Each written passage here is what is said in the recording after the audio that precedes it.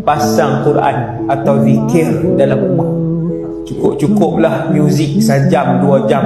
Ada orang dia on muzik dalam rumah. Gantilah sama dengan bacaan Quran. Buka di ruang tamu, tak payah lompat-lompat suara tu, perlahan je bagi dia pasang.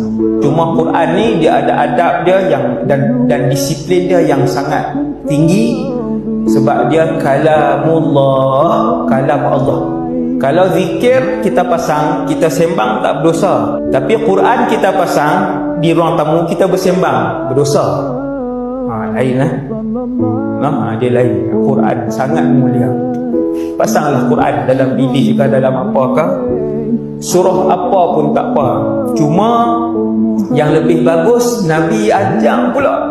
Subhanallah, Nabi ajak, Nabi kata untuk menghalau kejahatan sihir daripada dalam rumah, pasanglah Al-Baqarah dan Ali Imran. Pasanglah setiap hari. InsyaAllah nampak kesan dia walaupun sikit. InsyaAllah.